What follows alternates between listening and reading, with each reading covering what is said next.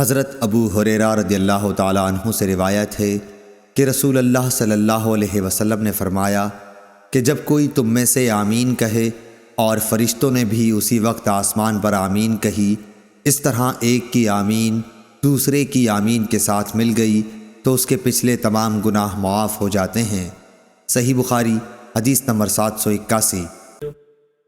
حضرت ابو ہریرہ رضی اللہ تعالیٰ عنہ سے روایت ہے کہ رسول اللہ صلی اللہ علیہ وسلم نے فرمایا کہ جب امام غیر المغضوب علیہم ولا الضالین کہے تو تم بھی آمین کہو، کیونکہ جس نے فرشتوں کے ساتھ آمین کہی اس کے پچھلے تمام گناہ معاف کر دیے جاتے ہیں۔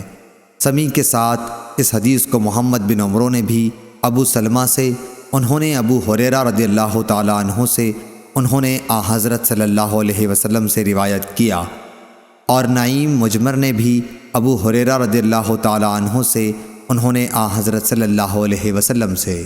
صحیح بخاری حدیث نمبر 782۔ حمام بن یحییٰ نے زیاد بن حسان عالم سے بیان کیا، انہوں نے حضرت حسن رضی اللہ تعالیٰ عنہ سے، انہوں نے حضرت ابو بکرہ رضی اللہ تعالیٰ عنہ سے کہ وہ رسول اللہ صلی اللہ علیہ وسلم کی طرف نماز پڑھنے کے لیے گئے۔ آپ اس وقت رکوع میں تھے، اس لیے صف تک پہنچنے سے پہلے ہی انہوں نے رکوع کر لیا۔ پھر اس کا ذکر نبی کریم صلی اللہ علیہ وسلم سے کیا تو آپ نے فرمایا کہ اللہ تمہارا شوق اور زیادہ کرے، لیکن دوبارہ ایسا نہ کرنا۔ صحیح بخاری حدیث نمبر 783۔ عبداللہ طحان نے سعید بن ایاس حریری سے بیان کیا، انہوں نے ابو العالیٰ یزید بن عبداللہ سے، انہوں نے مطرف بن عبداللہ سے، انہوں نے عمران بن حسین سے کہ انہوں نے حضرت علی رضی اللہ تعالیٰ عنہ کے ساتھ بصرہ میں ایک مرتبہ نماز پڑھی، پھر کہا کہ ہمیں انہوں نے وہ نماز یاد دلا دی جو ہم نبی صلی اللہ علیہ وسلم کے ساتھ پڑھا کرتے تھے۔ پھر کہا کہ حضرت علی رضی اللہ تعالیٰ عنہ جب سر اٹھاتے اور جب سر جھکاتے اس وقت تکبیر کہتے۔ صحیح بخاری حدیث نمبر 784۔ امام مالک رحمۃ اللہ علیہ نے ابن شہاب سے خبر دی، انہوں نے ابو سلمہ بن عبد الرحمن سے، انہوں نے ابو ہریرہ رضی اللہ تعالیٰ عنہ سے کہ آپ لوگوں کو نماز پڑھاتے تھے تو جب بھی وہ جھکتے اور جب بھی وہ اٹھتے تکبیر ضرور کہتے، پھر جب فارغ ہوتے تو فرماتے کہ میں نماز پڑھنے میں تم سب لوگوں سے زیادہ رسول اللہ صلی اللہ علیہ وسلم کی نماز سے مشابہت رکھنے والا ہوں۔ صحیح بخاری حدیث نمبر 785۔ حماد بن زید نے بیان کیا، انہوں نے غیلان بن جریر سے بیان کیا، انہوں نے مطرف بن عبداللہ بن شخیر سے، انہوں نے کہا کہ میں نے اور عمران بن حسین نے علی بن ابی طالب رضی اللہ تعالیٰ عنہ کے پیچھے نماز پڑھی تو وہ جب بھی سجدہ کرتے تو تکبیر کہتے، اسی طرح جب سر اٹھاتے تو تکبیر کہتے، جب 2 رکعات کے بعد اٹھتے تو تکبیر کہتے۔ جب نماز ختم ہوئی تو عمران بن حسین نے میرا ہاتھ پکڑ کر کہا کہ حضرت علی رضی اللہ تعالیٰ عنہ نے آج حضرت محمد صلی اللہ علیہ وسلم کی نماز یاد دلا دی، یا یہ کہا کہ اس شخص نے ہم کو حضرت صلی اللہ علیہ وسلم کی نماز کی طرح آج نماز پڑھائی۔ صحیح بخاری حدیث نمبر 786۔ حشیم بن بشیر نے ابو بشر حفص بن ابی وحشیہ سے خبر دی، انہوں نے اکرمہ سے، انہوں نے بیان کیا کہ میں نے ایک شخص کو مقام ابراہیم میں نماز پڑھتے ہوئے دیکھا کہ ہر جھکنے اور اٹھنے پر وہ تکبیر کہتا تھا، اسی طرح کھڑے ہوتے وقت اور بیٹھتے وقت بھی۔ میں نے ابن عباس رضی اللہ تعالیٰ عنہ کو اس کی اطلاع دی، آپ نے فرمایا ارے تیری ماں مرے، کیا یہ رسول اللہ صلی اللہ علیہ وسلم کسی نماز نہیں ہے؟ صحیح بخاری حدیث نمبر 787۔ حمام بن یحییٰ نے قتادہ سے بیان کیا، وہ اکرمہ سے کہا کہ میں نے مکے میں ایک بوڑھے کے پیچھے ظہر کی نماز پڑھی، انہوں نے تمام نماز میں 22 تکبیریں کہیں۔ اس پر میں نے ابن عباس رضی اللہ تعالیٰ عنہ سے کہا کہ یہ بوڑھا بالکل بے عقل معلوم ہوتا ہے۔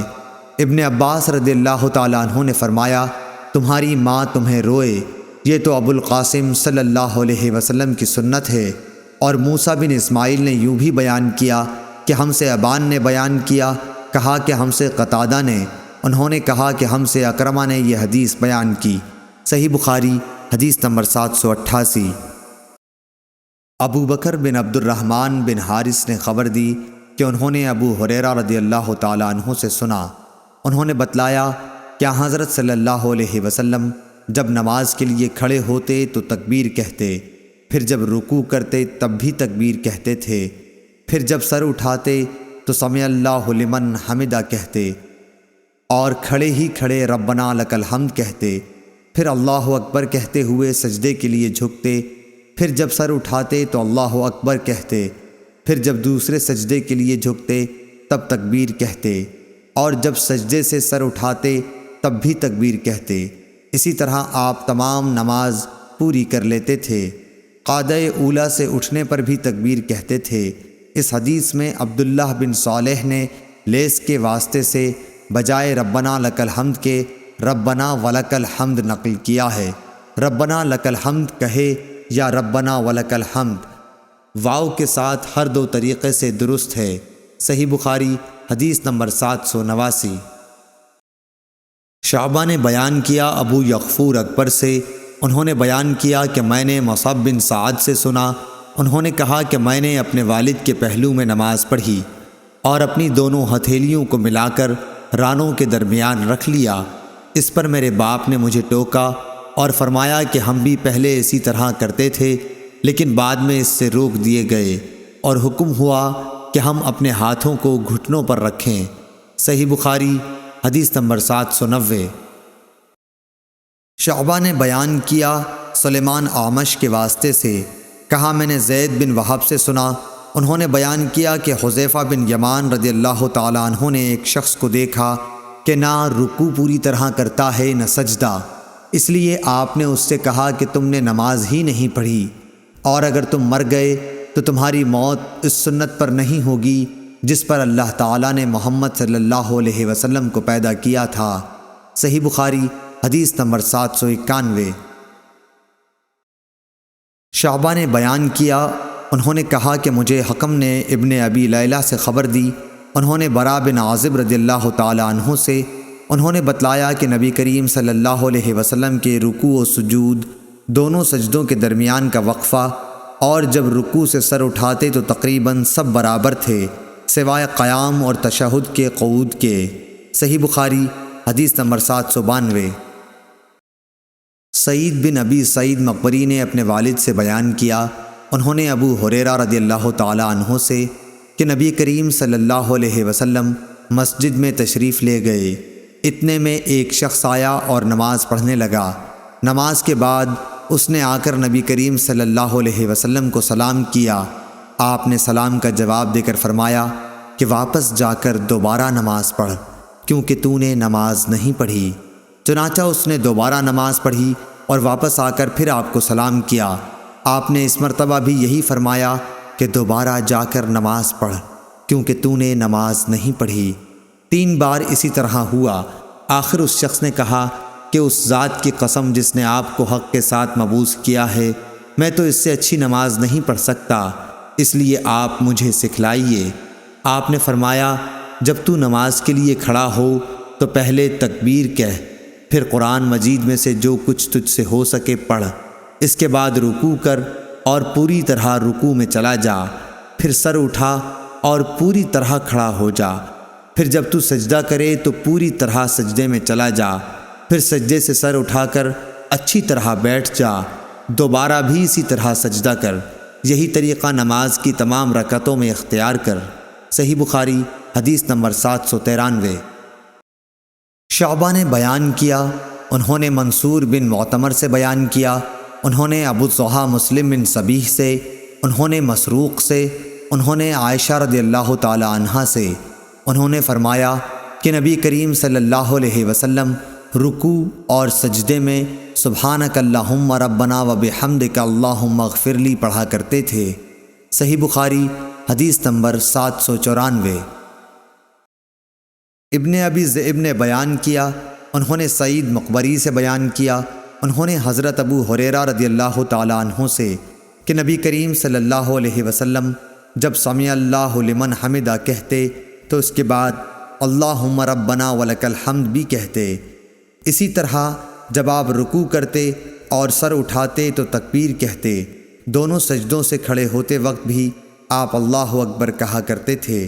صحیح بخاری حدیث نمبر 795۔ حضرت ابو ہریرہ رضی اللہ تعالی عنہ سے روایت ہے کہ نبی کریم صلی اللہ علیہ وسلم نے فرمایا کہ جب امام سمع اللہ لمن حمدہ کہے تو تم اللہم ربنا ولک الحمد کہو، کیونکہ جس کا یہ کہنا فرشتوں کے کہنے کے ساتھ ہوگا اس کے پچھلے تمام گناہ بخش دیے جائیں گے۔ صحیح بخاری حدیث نمبر 796۔ معاذ بن فضالہ نے بیان کیا، انہوں نے ہشام دستوائی سے، انہوں نے یحییٰ بن ابی کثیر سے، انہوں نے ابو سلمہ سے، انہوں نے حضرت ابو ہریرہ رضی اللہ تعالی عنہ سے، انہوں نے کہا کہ لو میں تمہیں نبی کریم صلی اللہ علیہ وسلم کی نماز کے قریب قریب کر دوں گا۔ چنانچہ حضرت ابو ہریرہ رضی اللہ تعالی عنہ ظہر، عشاء اور صبح کی آخری رکعات میں قنوت پڑھا کرتے تھے۔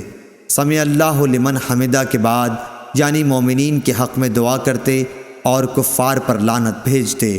صحیح بخاری حدیث نمبر 797۔ اسماعیل بن علی نے بیان کیا، انہوں نے خالد حذا سے بیان کیا، انہوں نے ابو قلابہ عبداللہ بن زید سے، انہوں نے انس رضی اللہ تعالی عنہ سے کہ آپ نے فرمایا کہ دعائے قنوت فجر اور مغرب کی نمازوں میں پڑھی جاتی ہے۔ صحیح بخاری حدیث نمبر 798۔ رفاعہ بن رافع زرقی نے کہا کہ ہم نبی کریم صلی اللہ علیہ وسلم کی اقتداء میں نماز پڑھ رہے تھے۔ جب آپ رکوع سے سر اٹھاتے تو سمع اللہ لمن حمدہ کہتے۔ ایک شخص نے پیچھے سے کہا ربنا ولک الحمد حمدن کثیرن طیبن مبارکن فیہ۔ آپ صلی اللہ علیہ وسلم نے نماز سے فارغ ہو کر دریافت فرمایا کہ کس نے یہ کلمات کہے ہیں؟ اس شخص نے جواب دیا کہ میں نے۔ اس پر آپ صلی اللہ علیہ وسلم نے فرمایا کہ میں نے 30 سے زیادہ فرشتوں کو دیکھا کہ ان کلمات کو لکھنے میں وہ ایک دوسرے پر سبقت لے جانا چاہتے تھے۔ اس سے ان کلمات کی فضیلت ثابت ہوئی۔ صحیح بخاری حدیث نمبر 799۔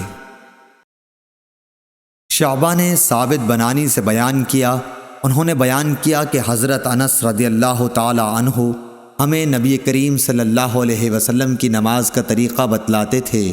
چنانچہ آپ نماز پڑھتے اور جب اپنا سر رکوع سے اٹھاتے تو اتنی دیر تک کھڑے رہتے کہ ہم سوچنے لگتے کہ آپ بھول گئے ہیں۔